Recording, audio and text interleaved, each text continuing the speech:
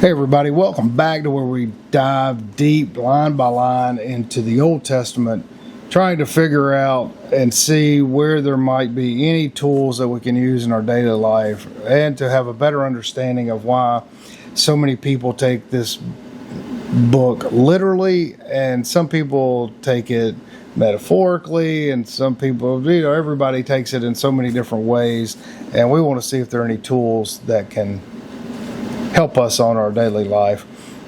And we are in Genesis chapter 31 verses 43, but previously Jacob just stolen a bunch of stuff and his wives and everything, just all of it from his uncle, which is also his father-in-law, and he sounds kind of like a whiny baby. I encourage you to go watch that previous video.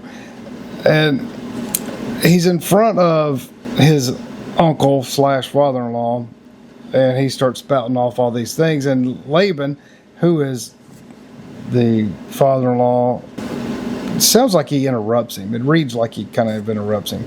And then he starts proclaiming that, his daughters are his sons are his. All this flock, those are mine.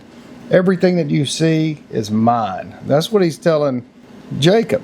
And Laban goes on and expresses some concern, like, you're taking all of my stuff. What about my sons? You're taking their inheritance, is what he's saying. And for some reason, Laban says, well, let's just enter into a new agreement. And it doesn't say why, because he's obviously not fearful of Jacob's God, because he wasn't slowed down at all by going after Jacob and threatening to kill him when Jehovah said don't do that, told Laban specifically. So obviously there's no fear there. So why would you enter into agreement? Did Jacob have enough manservants to make it where he didn't want to lose any of his own by a physical conflict? Doesn't say. But for some unknown reason, Jacob has everybody. He tells everybody in his group, hey, y'all, everybody go gather up some stones. So they put all these stones in a heap, a big pile. And Laban says the stones are the witness to this new agreement that they are about to enter.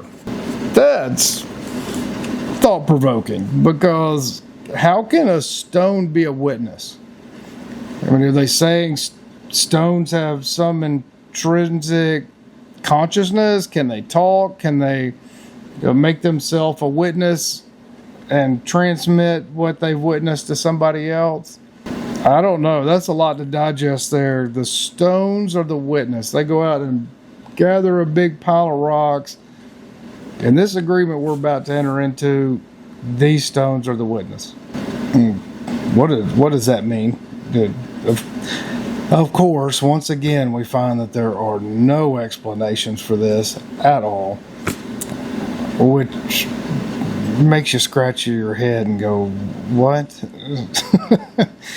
Yeah, but in that study, we find that if this is the supposed work of God directly, why would he be so vague? That has continuously been my question of this. When people study and read it of all faiths and non-faiths, what is the message with that?